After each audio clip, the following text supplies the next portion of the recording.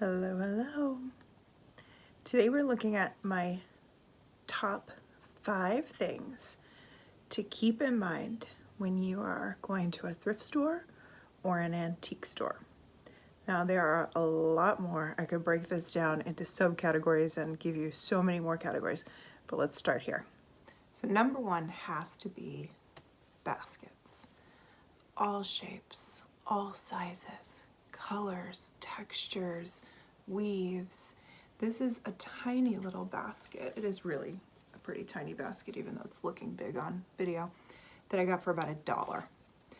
And my thought was, when I have a basket with handles, it's usually for harvesting. It's usually for being out in the garden. You could do individual flower stems. You could do things like ground cherries, eggplant, tomatoes. So that's a really cute one. Here's one that I found that has legs. And so I think that this is supposed to be a fruit basket. You put your apples and your bananas and oranges and stuff on here, and it keeps them up off the table and allows airflow through. This is a great find, but you do not have to use this in the kitchen. This could be, you could put one beautiful candle here. You could put a plant on this. You could put jewelry, rings, bracelets. You could put this in an entryway on the entryway table and do your wallet, your keys, your phone. You could even use it as a phone collecting basket when you're trying to have everyone relinquish their phones for a certain bit of time. You're trying to create a collection of baskets, look for different colors, different weaves, different styles, different shapes, and then you can really put together a beautiful collection. My second favorite thing to look for when thrifting is ceramics. Here is a beautiful ceramic pitcher that I got just for a couple dollars. I have some dried herbs in it. This is a recent find that Chloe found.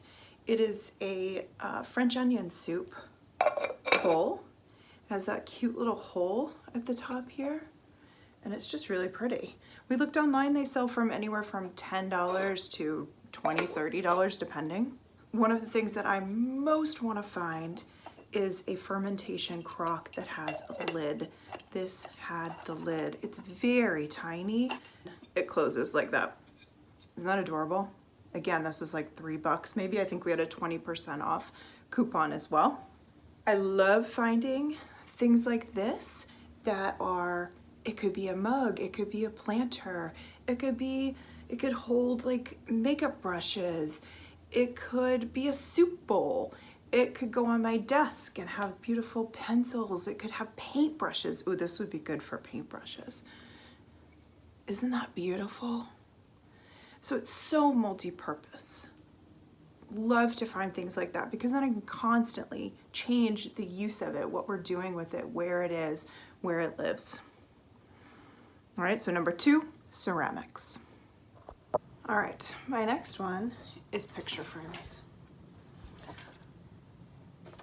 Any sort of, whatever you love. I love wood, I love old, antique, worn. I love the way this one in particular is really worn. It has a hanger already back here. This is, I'm gonna replace what's in here with something new. Now, here's a cool thing.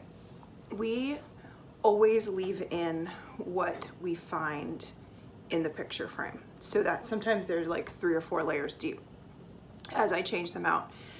And we found a beautiful farmhouse picture at an antique store. And I went to change out the frame. The frame was all moldy, so I went to change it out. And there were 2 other pictures behind the farmhouse painting. I don't remember, I think one was like cardboard like this, and then the one in the middle was a black and white photo of a baby. Super creepy. We called it Creepy Baby. That's the only one I've taken out because Creepy Baby really creeped me out, and I don't even know how to describe it. It was like in a gown that looked sort of like a christening gown. I don't know. It freaked me out. The baby didn't look alive. Anyway, so Creepy Baby had to go, but this one will be staying in. And then this is my favorite find so far for frames. Look at this beautiful wooden, it's catching the light. It's gorgeous. And it also has a hook, and I look for the ease in replacing. So this will be very easy to replace. I'll be able to just pull these up, these little metal clips, and then I'll be able to put whatever I want in there. And I will probably keep this in just because it's tradition that we layer. You could also donate that. If this is something I could also just donate back. So picture frames. If you like gold, look for gold frames. If you like wood, look for wood frames. If you like silver, if you like, you can paint them, you can sand them, you can prime them, you can paint them, all sorts of things. So keep your eye out for really good, either the frame or what's inside the frame, because you can always take it out of the frame and put it in something else. All right, my next one is brass. I love brass. If you like sterling silver, collect silver. If you like gold, collect gold. If you like copper, collect copper. So this is what I'm always looking out for.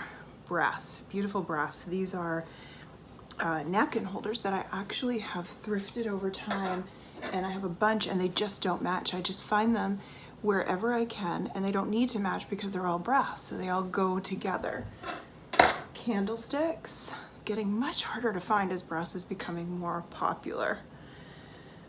I love brass candlesticks. Isn't that gorgeous? That's from England. Beautiful. Beeswax candles inside. They all hold drips, which is wonderful. This is just a funny little one that I found. This is actually, not old, but it's brass. It's cute. Holds napkins or whatever else you want. You could hold letters, mail. That would be great for mail. And then this is not so much thrifted at a thrift store, but I bought these on Etsy. These are hooks. You can see they are gorgeous. Kind of got a mid-century modern vibe almost going to them. These are going in the bathroom that we're doing, the bathroom makeover. We'll also have that really large wooden picture frame that I showed you. And that is all coming up soon. Okay, so that's my next one, brass. My final category is books. I thought I'd stand in front of a basket wall while I made this part of it. 3 kinds of books in particular that I look for. One is cookbooks. I have found almost every single one of Molly Katzen's cookbooks at a local thrift store. They often are $2, $3, sometimes $5. You can get coupons. So I have a whole collection of moosewood cookbooks from the thrift store. The next category that I look for is gardening books, flowers, wildlife. I found a bunch of fern books, and they are not only they're beautiful to look through and just to kind of take in. We find like this one had pressed flowers in it that someone had pressed. Sometimes you'll find them like this, meaning that somebody has used them to cut out pictures, used for collaging or framing. They're great for decorating as well. So I look particularly at the spine of the book when I'm looking for books that I'm going to be decorating with, like putting a stack of books and then putting something on top of it, like a plant or whatnot. You can do this by category, or you can do them by color. You can do them by style. Whatever works for you. I like to do sort of a mixture of the 3 categories that I'm going to show you: the cookbooks, the gardening, outdoor wildlife books, and this last category, which is art. So the art books. This one is called The Life of the Madonna in Art. It kind of walks you through over time different artists, paintings, sculpture, and then sort of either passages that go with it, or a little bit of history. So really beautiful. Now this is a little bit outside my color story, and I lost the outside actually got eaten by a dog. So this now doesn't have a book cover, so it's red and gold, which is really pretty. So this might be something that I decorate with when around Christmas time.